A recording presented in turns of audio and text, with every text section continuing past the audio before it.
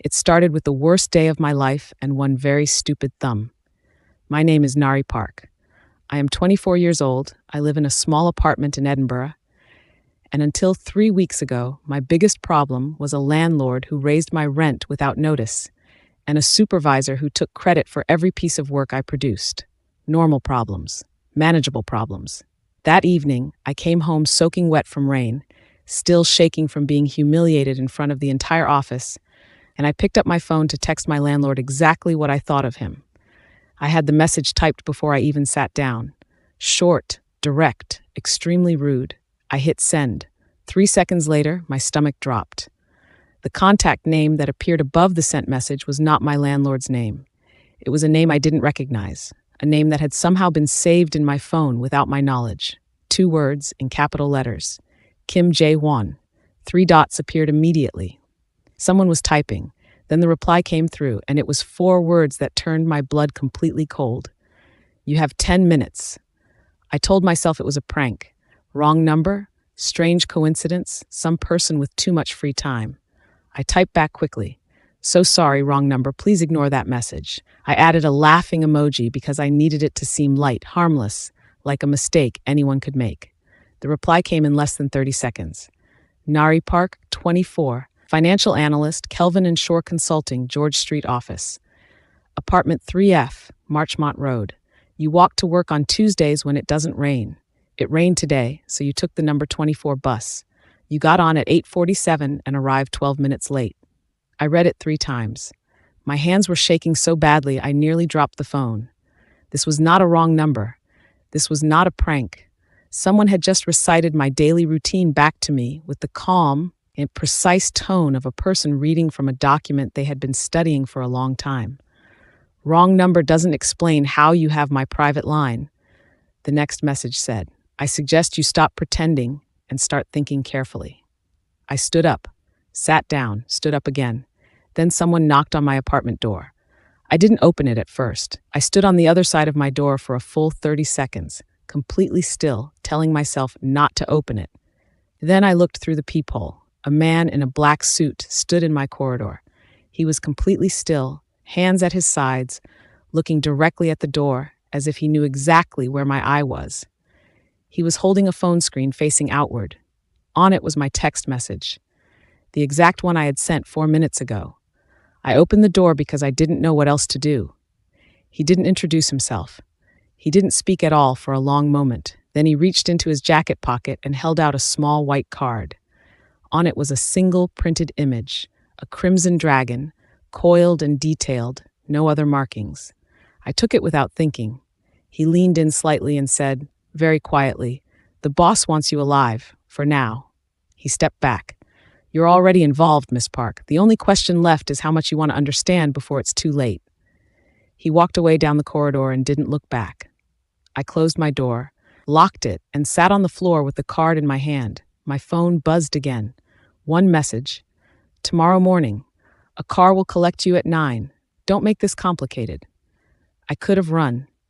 I thought about it all night, but I had seen what he knew about me. He knew my bus route, my work schedule, my address. Running felt less like escape and more like a head start towards something I couldn't outpace. The car arrived at exactly 9. Black, no plates I could read, a driver who didn't speak. We drove for 25 minutes through parts of Edinburgh I had never been to, stopping at a building that looked like a private members club. Tall, stone-fronted, no visible signage. Kim Jae-won was waiting in a room on the 3rd floor. He was not what I expected. He was younger than his voice suggested. Calm in the way that very dangerous things are calm, not relaxed, but controlled. He sat behind a clean desk in a tailored gray suit and looked at me the way a person looks at a puzzle they have already half solved. He didn't mention the message, not once. Instead, he slid a thin folder across the desk toward me. You didn't text me by accident, he said. His English was perfect, barely accented. You were always going to contact that number. The only variable was when. I looked down at the folder. My name was printed on the cover. I opened it, and everything I thought I knew about my own life started coming apart. The first page was a photograph of my father, not a recent one. This was old, grainy, taken from a distance. He was standing outside a building I didn't recognize, talking to two men I had never seen before. The date stamped in the corner was 11 years ago. I was 13. My father was still alive. The second page was a case file, Korean police documentation, partially translated. My father's death, listed officially as a cardiac event, had been reopened twice and quietly closed both times. At the top of the page, in red ink, someone had written two words, suspicious, unresolved. Your father worked with people connected to my organization, Jae-hwan said. He wasn't unkind about it, just precise. Not directly, but close enough that when he died, certain things he carried died with him, or so everyone believed. What things? I said. My voice came out steadier than I felt. Information, encrypted, hidden somewhere we couldn't find. He leaned forward slightly.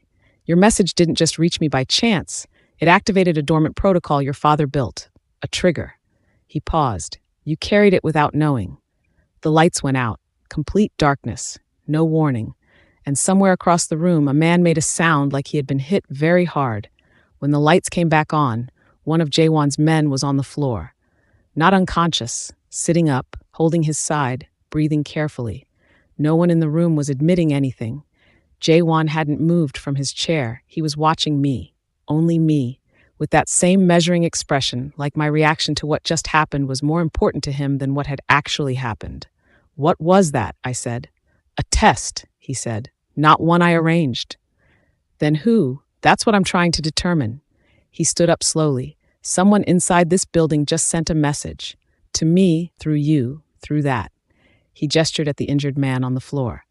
You attract chaos, Miss Park, or you control it. I haven't decided which yet. I want to leave, I said. I know. He straightened his jacket. You're not allowed to. Not yet. Not until I understand what your father left inside you and who else knows it's there. He looked at me directly. You are currently the most valuable and most targeted person in this building. Leaving would be the least safe thing you could do.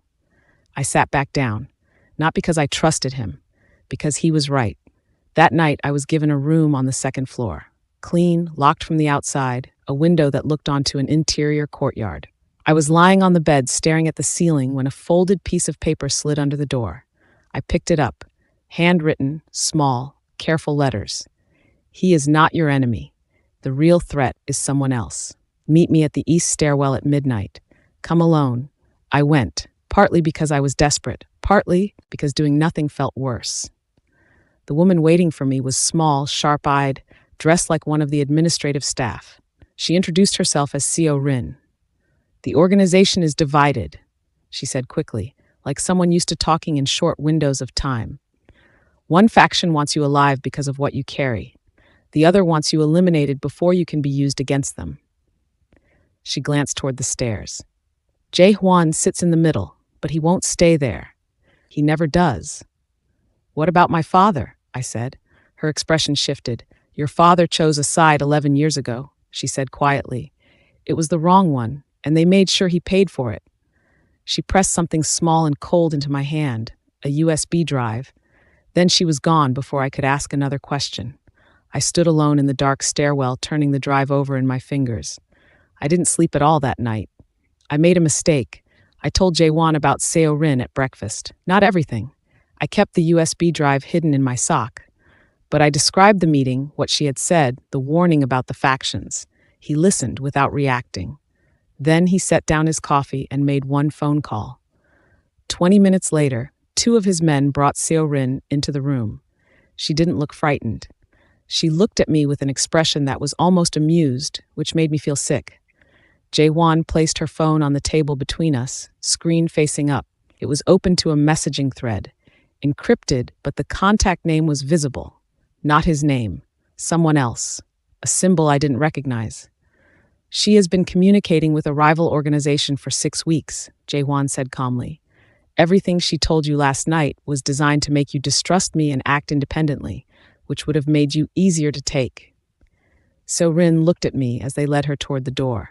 She smiled. You're already too late, she said. Both of you. The door closed behind her. I sat with that sentence for the rest of the day, because something in her tone told me she wasn't bluffing. 2 days later, Jae-hwan came to my room and gave me a choice. He laid it out simply, without pressure. which somehow made it more frightening than a threat would have been. Option 1, leave. He would arrange safe transport back to my apartment in Edinburgh. My memory of this building, this organization, and everything discussed would be chemically and psychologically managed.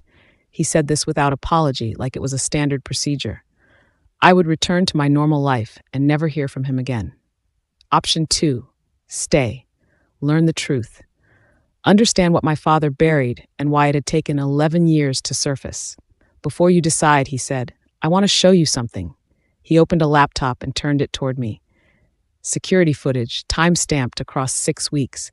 Edinburgh streets, my office building, the bus stop on George Street. A figure in a dark coat appearing in the background. Different days, different locations. Same coat, same build, same person. Every time, I had never noticed. Not once. You were selected, Jaewon said.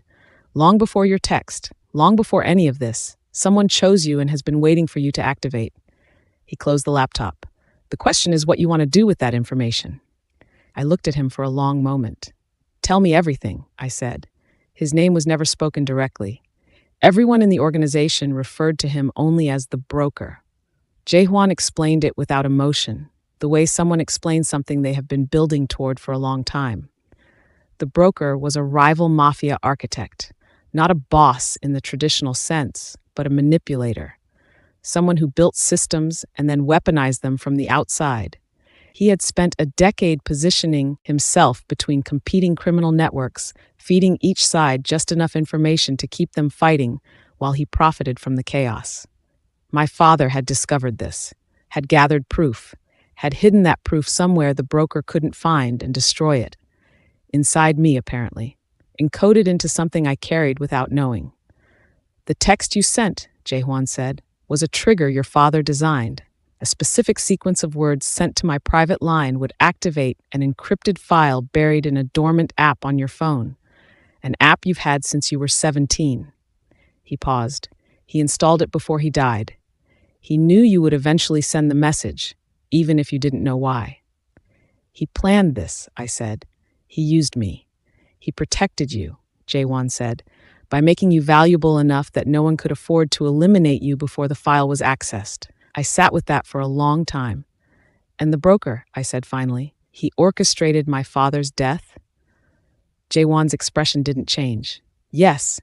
He started training me the next morning. Not weapons. He was very clear about that. Psychological training. How to read a room. How to control your expression when someone is watching for a reaction. How to listen to what people aren't saying. How to survive being questioned by someone who already believes they know the answer. I was bad at it for the first 3 days. Then something clicked. By the end of the first week, I was anticipating his prompts before he gave them, reading the body language of the men around him well enough to know which ones were nervous and why, noticing patterns in the building's daily routine that nobody had pointed out to me. Jaewon watched me work through an exercise on the 5th day and went quiet for a long moment afterward. You learn too quickly, he said. It didn't sound like a compliment. That makes you unpredictable. Unpredictable people make other people nervous.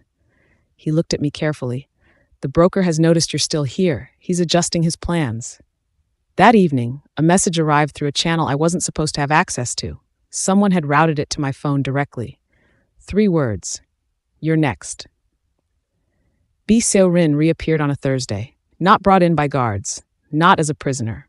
She walked into the dining room while I was eating alone and sat down across from me like we were colleagues catching up. You were never imprisoned, I said. No, she agreed. That was theater, for your benefit and Jaewon's. You work for the broker. I work for information, she said. Whoever has the most useful kind. She folded her hands on the table. What I told you in the stairwell wasn't all lies. The organization is divided. Jaewon does sit in the middle, but here's the part I didn't tell you. She leaned forward. When it comes down to a choice between the organization and you, he will choose the organization. Every time. That's not cruelty. That's just what he is. Why are you telling me this? Because the broker wants you scared and isolated. A scared, isolated person makes bad decisions quickly. She stood up. I'm not your friend, but I'm also not your enemy tonight. Think carefully about who you're trusting and why." She left. I sat alone and turned everything over in my mind. The problem was, I couldn't tell if this was another manipulation or if, buried inside it, was something true. I confronted Jae-won that evening. I laid it out directly. Everything So-rin had said. The question of whether, at the critical moment, he would sacrifice me to protect his organization. I asked him to tell me the truth because I was done operating inside a system where I couldn't trust the ground under my feet. He didn't deny it. He said, "In my world, survival comes before loyalty. That is not a value I chose. It is a condition of existing in this structure for as long as I have." He looked at me steadily. "But you are not inside my organization. You are adjacent to it. The rules that apply to my people don't automatically apply to you." "That's not a straight answer," I said. "No," he agreed. "It isn't." I left the room. I walked through the building to the main entrance. The door was unlocked. No one stopped me fast. I walked out into the street and stood in the cold Edinburgh evening air, waiting for someone to come after me. No one did. I stood there for 10 minutes. Then I walked back inside. He was still in the same chair. He looked unsurprised. "You let me leave," I said. "Yes." "Why?" "Because I needed you to know that you could," he said, "and I needed to know if you would come back." The broker contacted me directly the following morning. A voice call through the same app my father had installed on my phone 7 years ago. The voice was calm, educated, unhurried, the voice of a man who had never needed to rush because he always positioned himself ahead of events. He told me the full truth, or his version of it. My father hadn't just gathered proof. He had hidden encrypted financial data, account records, transaction trails, a complete map of every criminal network the broker had built over 15 years. Inside a carrier program installed on my phone. Every time I used certain apps, the data updated silently. I had been an unknowing data vessel for most of my adult life. The trigger wasn't just my text. It was the combination, the specific words sent to Jae-won's exact private line from my specific device. My father had engineered a dead man switch, designed so that only I could activate it, and only in a situation where both major factions would be forced into the open simultaneously. "You are the key," the broker said. "Both sides needed you to activate. You already have, which means the data is already live." A pause. "The question now, Nari, is who you give it to." He thought he was offering me a choice. He didn't realize I had already thought of a third option. I spent 40 minutes in my room preparing. Then I opened the app. My father had left instructions, not written, encoded into the program itself, a sequence only I could initiate using a biometric lock that had been waiting 7 years for my adult fingerprint. He had thought of everything, even this moment, even me, sitting alone in a locked room in Edinburgh, finally ready. I read the instructions. Then I did something neither faction expected. I sent one message simultaneously to both Jae-won and the broker. The same words to both of them. "You built your empires on my father's death. He left me the key and the door. I decide what opens." Then I uploaded everything, all 15 years of the broker's financial records, all the account trails, all the network maps, directly to 3 international law enforcement databases that my father had also preloaded into the program, simultaneously, in real time, with full source verification. It took 11 seconds. The broker's operation began collapsing within the hour. Jae-won's organization, entangled in the same records, fractured publicly before evening. Jae-won came to my room as the news broke across his phone. He stood in the doorway and looked at me for a long moment. "You burned everything," he said. "My father built a match," I said. "I just decided when to strike it." He was quiet. Then, very quietly, he said, "Now you're free, because you became more dangerous than any of us." He left without another word. I sat alone in the room as sirens started somewhere in the distance. My phone was still in my hand, the screen dark. Then it lit up. Unknown number. Calling. I stared at it. 1 ring, 2 rings, 3. I picked up.